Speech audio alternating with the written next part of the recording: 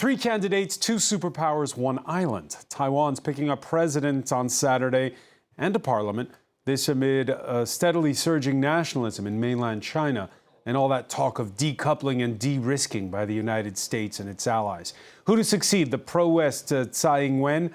How high are the stakes? We'll ask how the candidates see the rising tensions in the Taiwan Strait, whether there's room for compromise with Beijing, how much they can count on Washington, and how much the rest of the world counts on a nation of just 24 million, but that dominates the market on semiconductors, the semiconductors that power this digital age. Today in the France 24 debate, what future for Taiwan? And joining us from Taipei, Brian Hyo, he's the founder of New Bloom magazine. Thank you for joining us at this late hour where you are. Thank you for having me. From Seattle, Dongshan Zhang, associate professor at the University of Washington's School of Law. Welcome back to the show. Thank you very much. Jean-François Di Meglio is president of the Asia Center. You did 4 months of research in the past year in Taiwan. Thanks for being with us. Thank you, Francois. Happy New Year to all of you. Your reactions on the hashtag F24debate. It's first past the post in Saturday's elections. A late surge in the presidential race can also tip the balance in Parliament, so there's a lot to play for. Oliver Farry has more. Taiwan gets ready for a crucial presidential election that is set to be the most tightly contested poll in years, with three candidates in with the chance of winning. High on the agenda is relations with the People's Republic of China, which claims the island as one of its provinces. Favourite is the current Vice President Lai Ching-te of the Democratic People's Party. In the face of an increasingly belligerent Beijing, he promises a muscular approach. Our pursuit of peace relies on strength, not on the goodwill of the aggressor. The goodwill of invaders cannot be relied on. Tibet and Xinjiang in the past, or Hong Kong now, are all good examples. His main opponent is Hou Yo-yi, the candidate of the Kuomintang, the Republic of China's historic rulers, which these days advocates for closer ties with the mainland. I am against Taiwanese independence, but I also oppose the one country, two systems policy. I firmly uphold Taiwan's democratic and free system. This is the middle path that Taiwan should take. Former mayor of Taipei, Ku Wen-je, is in favor of a softer approach to China, but his focus on social issues has also appealed to younger voters who are generally opposed to unification.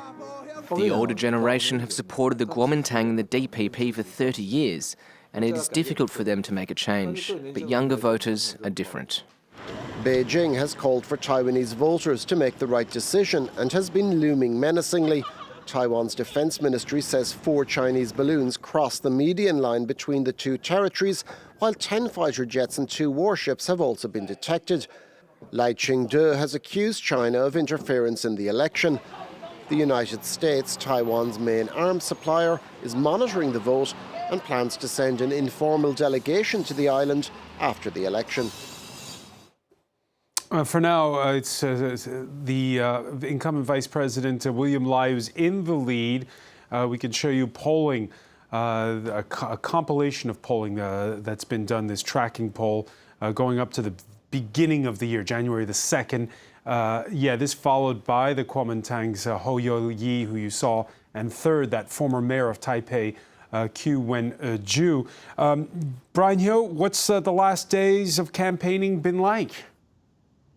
So the interesting thing is that there's more international focus on the Taiwanese elections than ever, particularly in the wake of the live fire exercises that China carried around Taiwan after Nancy Pelosi's visit to Taiwan. That being said, the mood on the ground in Taipei is relatively relaxed. There's not as much focus on the election. It's not viewed with as much intensity as past elections. The voter electorate is not as excited or enthusiastic or invested sometimes in the electoral candidates. I think oftentimes it is because the lack of charisma for many political candidates does not make people terribly excited about it. And so despite that there is a lot at stake, surprisingly, there's not a very much tension on the ground here right now. Not much tension. Is it also because it's a given that William Lai will be elected? It could actually be a very close race. It's very hard to predict. So ironically, it could be still an uncertain outcome. and yet there's not a very strong reaction, I think, from the voter electorate. It's actually quite worrisome in that regard. And is that lack of interest or relative lack of interest, as you say, also because we've seen kind of a convergence of views? We saw a clip from that press conference that the Kuomintang candidate Ho gave, in which he seemed to distance himself from past conciliatory noises with Beijing. So all of the candidates claim to maintain the status quo, but what that means for each candidate is quite different.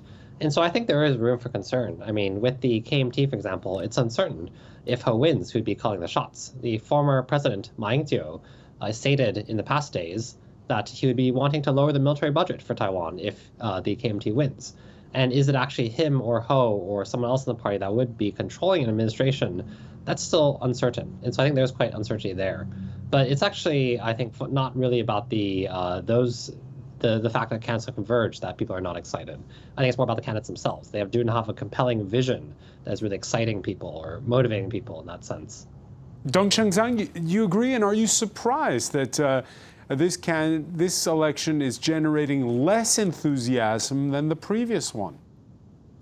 I'm both surprised and not surprised in the sense that it seems to be showing a consensus among the Taiwanese voters to want to see stability, but also dignity among the Taiwan population. I'm surprised because a couple of days ago, former President Ma Ying-jeou, the political figure that I respect a lot, made this amazing, surprising comment. I thought that would cause a lot of debates in Taiwan. So yeah, he gave an interview to Deutsche Welle in which he said that basically if there was a war, it would be game over and Beijing would win. I'm paraphrasing, but that's kind of what he said. Right. Exactly. So that seems to be, and he also made the comment that on relations with China, you got to trust President Xi Jinping, and that seems to be quite I understood as a controversial issue. So I'm a bit surprised to see not more debate in the Taiwanese society. Can you answer Brian's question? Who'd be calling the shots? Would it be Ma, or would it be the candidate who's running for the Kuomintang? It seems that Ho is trying to distance himself from former President Ma Ying-jeou on that, but I think it would have an impact on the way the Taiwanese voters think about this, because you talk about trust. The Taiwanese voters probably are thinking about what happened to Hong Kong, not to mention other Tibet and Xinjiang. So I think the majority of the Taiwanese voters will be much different from the view that expressed by former President Ma Ying-jeou. And of course, that brings us back to the initial remark there that we heard Jean-François Di Meglio from Brian, which is the outside interest. Because, of course, what's changed since the last time Taiwan had a presidential election is what we saw in Hong Kong. And there's this feeling that this is the last piece standing, if you will, when it comes to multi-party democracy? That's right. But conversely, the convergence between the various lines, except what Ma Ying-jeou said, is obvious. And that explains the fact that it's not as tense as one could imagine after what happened in Hong Kong. That's right. Also, what we should stress is the fact that Taiwan is now a mature democracy. I'm not saying that in any mature democracy you have a very quiet debate, and France is the first example not to have a quiet debate.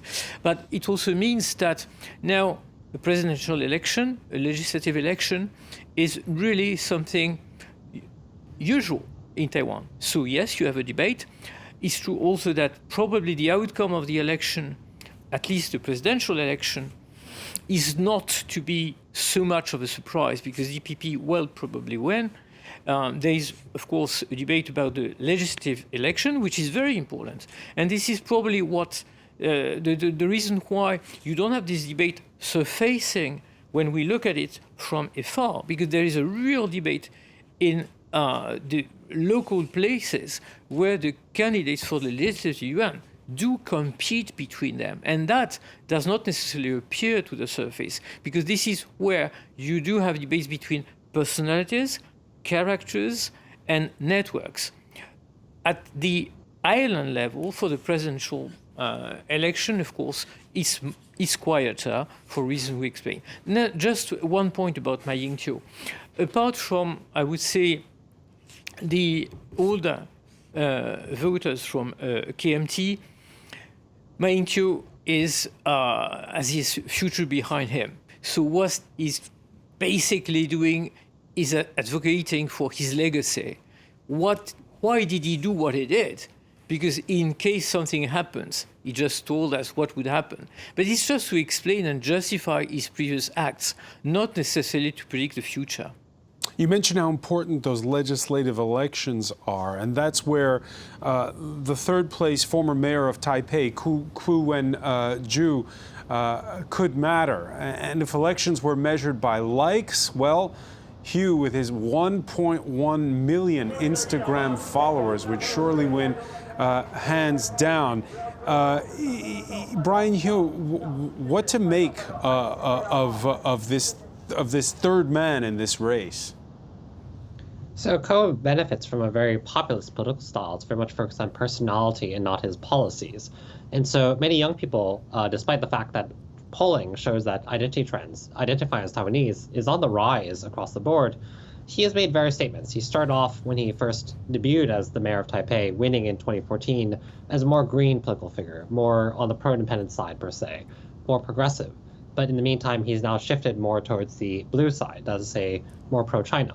So, for example, stating that he wants to revive the controversial cross-strait services trade agreement that was resisted by a massive social movement in 2014, or to build a bridge between Taiwan's outlying island of Dingmen and with Xiamen in China. But also various statements that are interpreted as homophobic or misogynistic, despite the fact that young people are pro-gay marriage, and also there was recently a wave of Me Too cases that illustrate support for calling to account male politicians. He still takes these stances, and yet he is popular. But it's often based on personality. Somehow, people don't interpret these as his views, and he's very popular on social media in the meantime. He makes a lot of memeable or very frank statements, and that seems to be something young people like to see, what they perceive as earnestness from a politician. And it doesn't mean necessarily they'll vote for him, but as Jean-François Di Meglio was saying, this could have an impact on legislative elections. So could you have a president from one party and a parliament in the hands of the opposition? Yes, it could occur, but the executive branch of government in Taiwan, compared to other systems, is quite powerful, so things still could be accomplished. Just when it comes to Ko, his party would perhaps control the balance of power. Neither the DPP nor the KMT would have a majority. Ko's party might have enough seats to swing one way or another, so preserving the role to swing either way to maximize their gains. And they claim to be beyond the traditional addictions in Taiwanese politics, neither of one camp or the other, so it also fits their political image. All right, so with every Taiwan election, the attention is drawn, particularly when you see what a stark difference this race is with what you see on the mainland, to disinformation campaigns and their suspected ties to Beijing. In one instance, a journalist was arrested for allegedly fabricating a poll out of thin air and taking direction from the Chinese Communist Party in nearby Fujian province. I guess it's a chestnut of Taiwanese elections, Dong Shengzhang. We ask about how much outside influence and disinformation. How would you rate this one?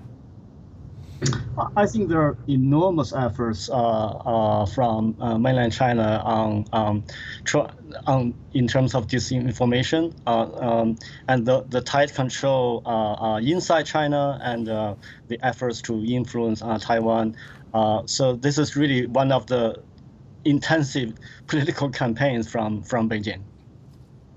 And how much impact is it having? Does it work? Is the question. So in some areas that definitely you see there are a lot of internal debates within the Taiwanese communities. One of the themes in the disinformation is the suspicion of American intention, right, in Taiwan.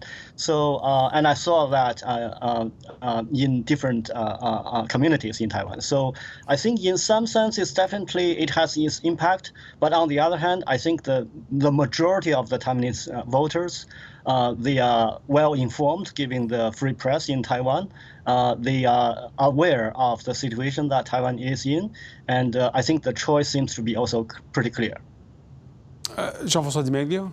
Well, it's true that one of the reasons why we have not seen Beijing being more proactive in influencing the hard way this upcoming election, as we saw in 1996, for example, and in other elections, is that because in Beijing, they have understood that you have soft ways of influencing the opinion. And this is one of the big fights that the DPP administration fought in the last So what years. is a soft way? Well, what they call the fake news. And they do fight against fake news. You know, in Taiwan, you have a very, very open and bustling press environment. But you heard Dong Sheng saying how the public is well informed. How does the disinformation work? Yes, I would tend to agree, but also to disagree. Yes, the degree of awareness of the public opinion in Taiwan is very high. It's a very mature opinion. They have been through various stages of political life. Remember, until 1987, you had almost no political life in Taiwan. So in less than 40 years, you went from a dictatorial state of mind to a very vivid democracy. So they have a very, very strong experience of how a democracy can occur. But having said that, you have so many press instruments, you have such an open internet,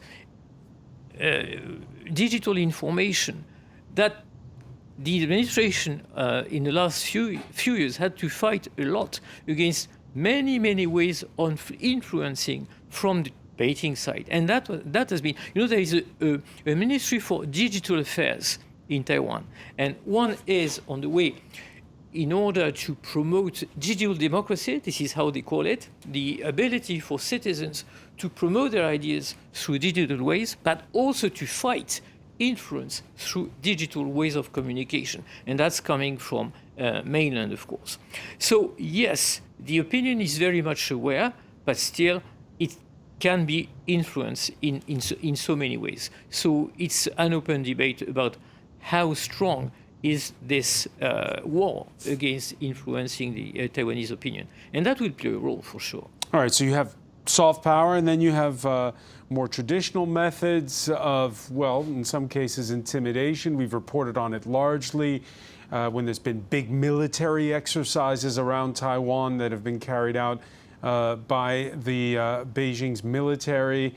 There is, and that can sometimes have the population on tenterhooks. On Tuesday, there was a brief rush of panic when all of Taiwan citizens got alerts on their mobile phones of a suspected missile fired from the mainland. Turned out to be the launch of a satellite. It caught the foreign minister, Joseph Wu, off guard.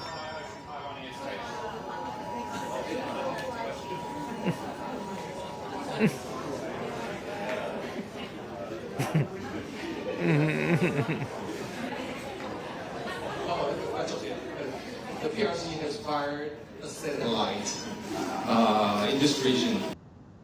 All right, it's not an earthquake. The PRC, the People's Republic of China, has fired a satellite there, he's saying. Brian, did you get your alert on your phone?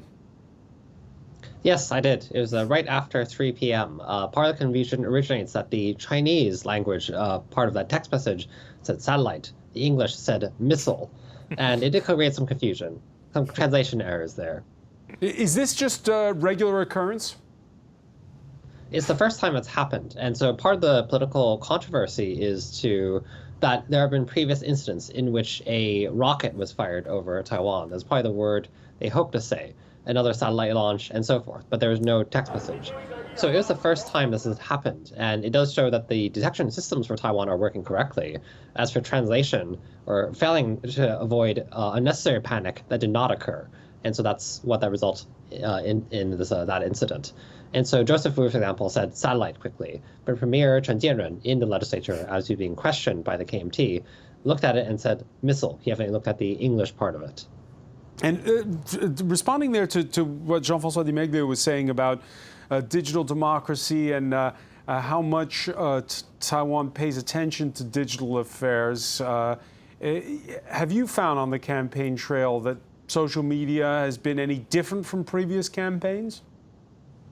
So what we do see is the continuance of previous trends in which China does try to disseminate disinformation and misinformation through social media. So this incident, for example, was leveraged on to frame the government as not having a proper response, as perhaps even trying to use this incident for the sake of elections, ramping up a fear of China in a way that benefits the DPP.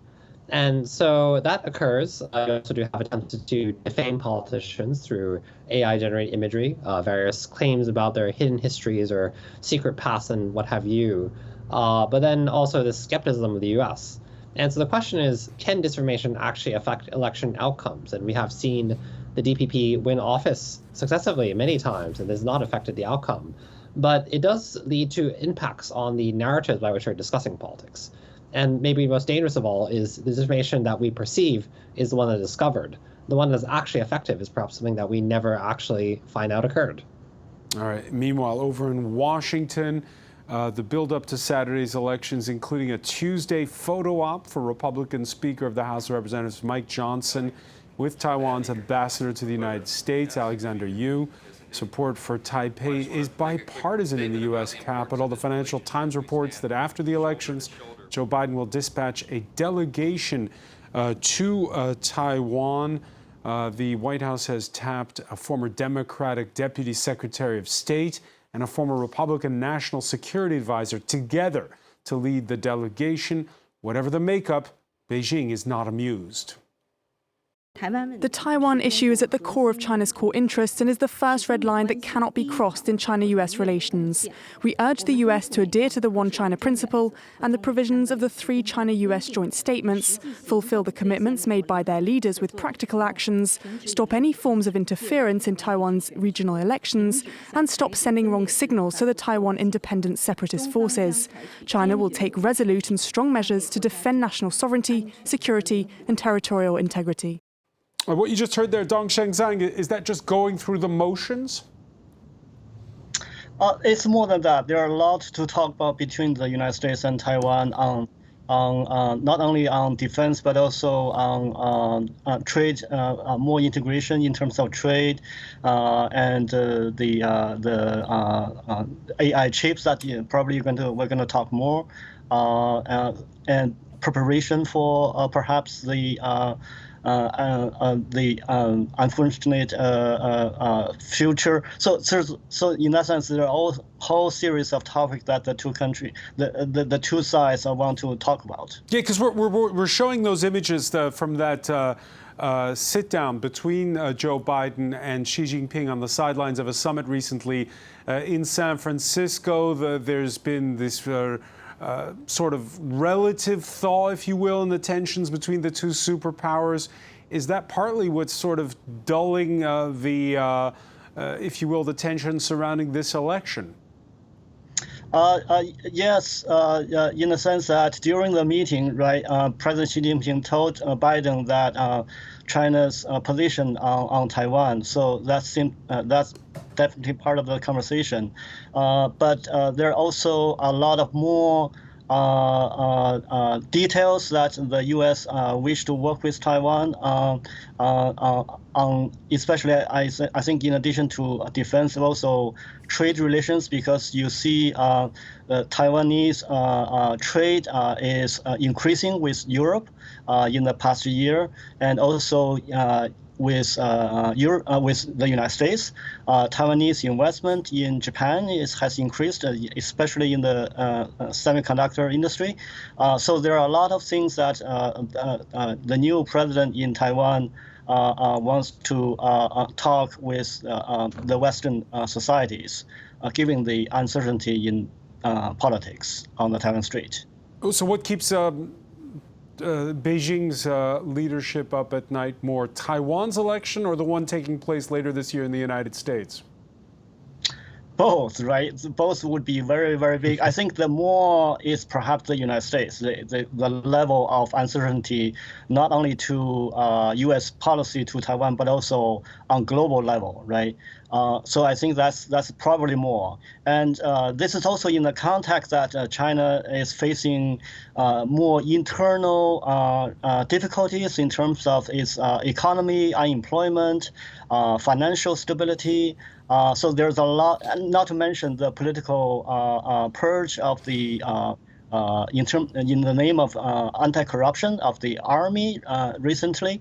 So there are a lot of domestic issues for Beijing to handle. My own view is that Taiwan is not currently the most pressing issue at this stage. So I think the U.S. and China relationship would be much more at the focus when the election in the U.S. is coming. So what happens then, Jean-François Di Meglio, when that delegation goes to Taipei from the United States? How angry will Beijing be? Well, Beijing is used to seeing delegations. Remember, when Nancy Pelosi went to Taiwan, that was an outcry from Beijing that was quite different. And the reason why the President Tsai went to the US during her trip overseas was specifically to avoid McCarthy, at the time he was the speaker, to come to Taiwan, to avoid such an outcry from Beijing. So Beijing is used to it. This is, I would say, standard practice, even though it's a level above. But as was said, the important election, the important deadline for Beijing will be the US one, because a lot depends on the outcome of the US election. Does it really? Because when you look in practice at the policies enacted by Joe Biden when it comes to China, are they that different from Donald Trump's? Yes, definitely. Just to be back to what Beijing thinks about the Taiwan election and the US election, what Beijing probably gets wrong is that a Taiwan election is kind of piloted from Washington, and the fact that the Taiwanese opinion is totally bought by Washington. This is not true anymore. I was in Taiwan for 4 months, and what I discovered is that there is a lot of growing independence in the way of thinking of Taiwan people. They do have their own opinion, including vis-à-vis Washington, including the question they have about Washington's support or lack of support or weakness of support. So yes, Beijing pays more attention to Washington election, to US election, because they think that would be definitely important for what happened in Taiwan. But what will happen in Taiwan will be also very important. So there is probably a lack of vision from Beijing. For the Chinese opinion, what stands for the Chinese opinion, the power in place in China speaks a lot about Taiwan, and they care more about Washington, but in reality, they probably should look more precisely at what happens in Taiwan. Not sure that they understand so well what's happening in Taiwan, actually. And do you, again, I repeat the question, do you think that there's a difference between Joe Biden and Donald Trump when it comes to Taiwan? Well, there is a bipartisan convergence since probably 18 months. You have a bipartisan commission now working at the Congress, where you have Democrats and Republicans working together in a very anti-China mood. That's for sure. So for the presidential election, there will be a kind of consensus between the two candidates before the election. What happens after the election is an open question, because you don't know really, one, who will be elected, even if it's a Republican candidate who is elected. Trump is not yet a candidate for the Republican Party. If he is, and if he is elected, you don't really know what his stance will be to China. Remember what happened in the very first month of his mandate, when he gave a phone call to Tsai Ing-wen in the first place, and then he backpedaled right away and said that probably that was not harming the relation he had with China. So he's very ambiguous vis-à-vis Taiwan, and I would say that it would be more ambiguous vis-à-vis Taiwan than a democratic president would be. So you're saying China would prefer, I'll put it to you, Dong Shangzhang, China would prefer Trump or Biden to win? That's an interesting question, right? So I think many people, policymakers in China wish to see Trump in the White House because they think that is good for China, right? That would weaken the United States. And this goes back to your earlier question. Is there any difference between Biden and Trump in terms of their policy to Taiwan? I think there is one important that is if the 4 years of Trump administration is an indicator, Trump is more closer to a self-isolationist model. And so the capacity of the United States to deal any contingency in Taiwan would be very impacted by the way the United States works with its allies or not, right? So I think this is a very important issue for European allies, and also a factor for the European allies to think about their role in the contingency on Taiwan Strait. Taiwan's not yet been invaded, not militarily, not by tourists, but cruises past the Kinmen Islands sure seem popular. Here you see folks packing a 3-story ferry boat, taking selfies. As in the background, there's a piece of Taiwan, the Kinmen Islands, that are only 10 kilometers from the port city of Xiamen on the mainland. Before, people could go over there as exchange students and they'd enjoy it. I think the scenery there is really nice. There have also been many Taiwanese dramas and shows that make you want to go check it out. You really want to go have fun, but there's never the chance. Brian Ho, your thoughts on those boatloads of tourists who go to take pictures of the Kinmen Islands? Yeah, so it is quite interesting because in the past, it was quite common for Chinese tourists to come to Taiwan. But as cross-strait tensions worsened, that has not happened. The Chinese government has used tourism as a way to impact Taiwan, cutting tourist numbers to Taiwan in retaliation for the Democratic Progressive Party being elected, and saying that, well, there will not be tourists to Taiwan if you do elect these historically more pro-democracy or pro-independence leaning political parties, and then saying that this is a way it will impact the Taiwanese economy, because tourists did have a large benefit to the economy in the past. And so it doesn't look like tourism will resume anytime soon if the DPP is elected again. As for the KMT, if it is elected, China would allow for that. And it will say then, well, you can connect your economy to ours and benefit from the market, but only if you elect the political forces that we like. And so apart from tourists, one also sees, for example, bans on Taiwanese products, fruit, agricultural products, fish, beverages, snacks. And so there are many ways in which China seeks to pressure Taiwan economically, and tourism is one way. And we see from those images that there's an interest in Taiwan on the parts of ordinary people, ordinary citizens in mainland China. Does it work both ways? Do you know how much interest there is in mainland China for media from Taiwan? How closely do you think they're following this election?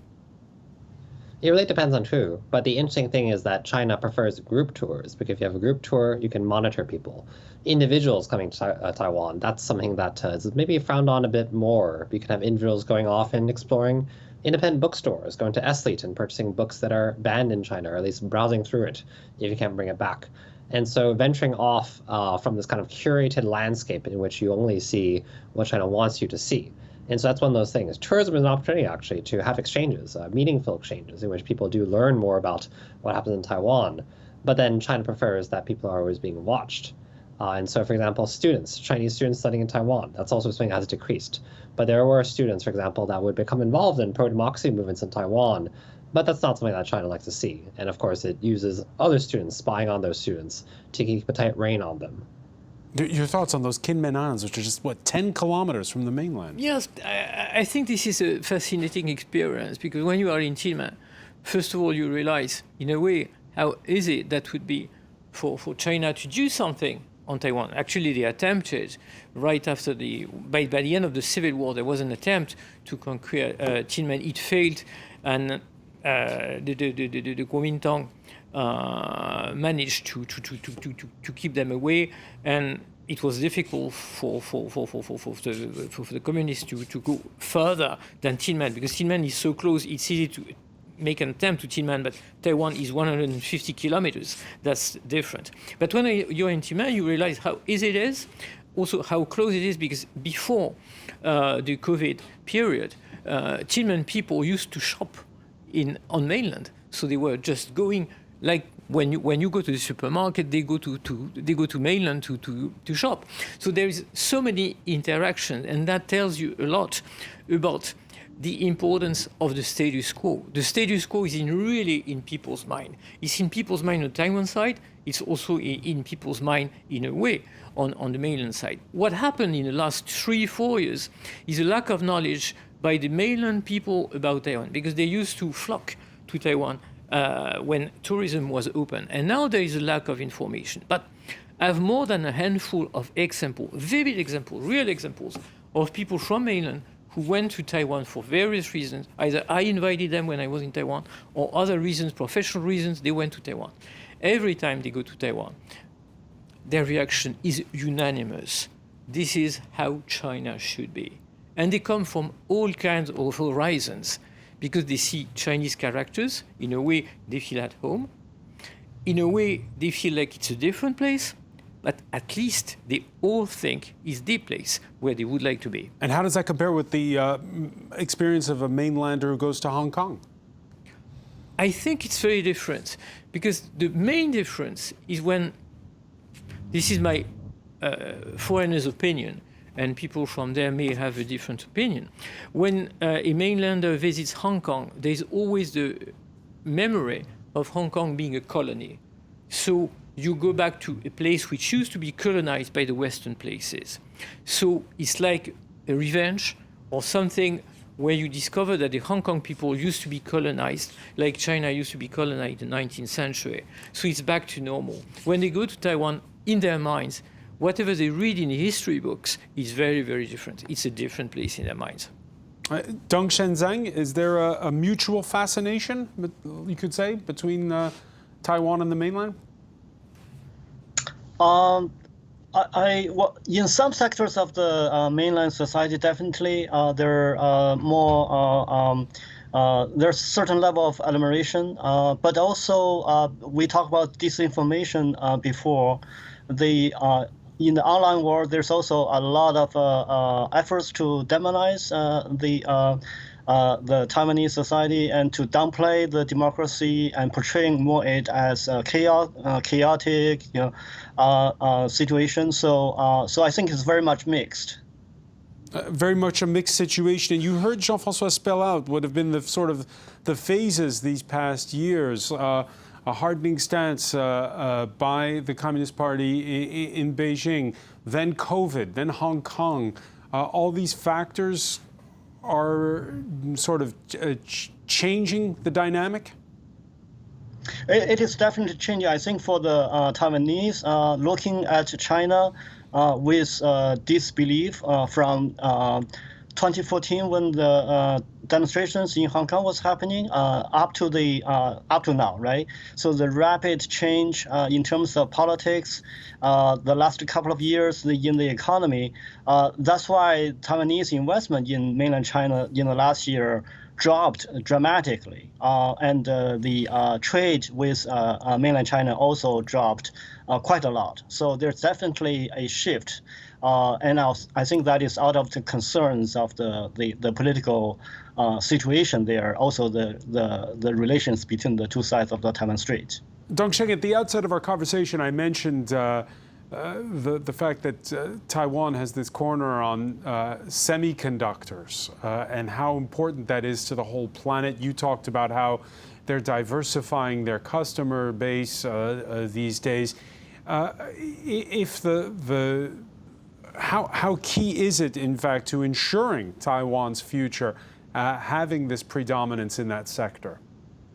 It is very, very crucial. Last year, Taiwan produced roughly 66% of the semiconductors for the whole world, especially on the high-end semiconductors. So it is, I think, it is right for the Biden administration to consider the chips as a national security concern. And this is not only to the United States and Japan, but also for Europe.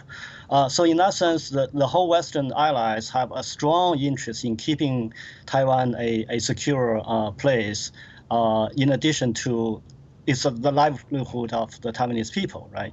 So, so this is a much more. If there's anything happens to Taiwan, this is much bigger impact in terms of the economy and the level of impact it has on all Western economies.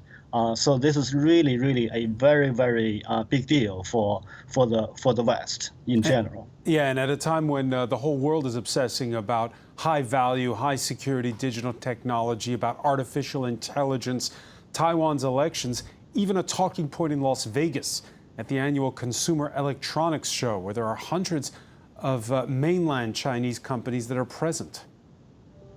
Despite all of the tensions between the US and China and how we need to figure out how to move forward, especially with regards to AI and national security threats and trade tensions, Taiwan being a huge topic. Taiwan, a huge topic. Brian Ho, this sort of corroborates what you said at the outset about this election getting so much attention outside of Taiwan. Yeah, absolutely. I think there's been much more focus on Taiwan, particularly after the COVID-19 pandemic. The global shortages that occurred showed to the world how important Taiwanese semiconductors can be. But also, I do think it's important to remember that China's claims over Taiwan predates its dominance in the semiconductor field. So that's not the only reason why China desires Taiwan. A lot of it, I think, goes back to geopolitics, the location of Taiwan, the Asia-Pacific, in terms of regional shipping routes, maritime security, for example. And if China seeks to expand to project outward from just where it is now in terms of the Pacific Ocean, Taiwan occupies a crucial geopolitical point. And so that's another reason why to hope for taking Taiwan in that sense from China. And is there a word, because we've talked about here in the West since COVID, we've been talking about diversifying our supply chains. Is there a word by the candidates on how to diversify the economy further in view of the security risks? Absolutely. So the DPP, due to being historically pro-independence leaning, then calls for strengthening ties with Western countries and the US, but also with Southeast Asian countries as a way to diversify from reliance on China. Because, as was mentioned, China often uses the trade relationship between Taiwan and China as a means of economically pressuring it, and in this way also politically pressuring it. On the other hand, the KMT calls for return to policies of economic engagement with China, including resurrecting past trade deals with China that allowed for expansion of Chinese investment in Taiwan in terms of the service sector industry, or other means of connecting the two economically. And so that's the way in which the two major political camps then differ on their economic policies. But that's also a way in which domestic policy is very linked to these cross-strait issues. It's actually very hard to separate the two. And it'll certainly be one of the big talking points as the citizens of Taiwan vote on Saturday. We'll have coverage as well as results. Brian Ho, many thanks for joining us from Taipei. I want to thank Dongshang Zhang for being with us from Seattle. Jean-François Di Meglio, thank you for being with us here in the France 24 debate.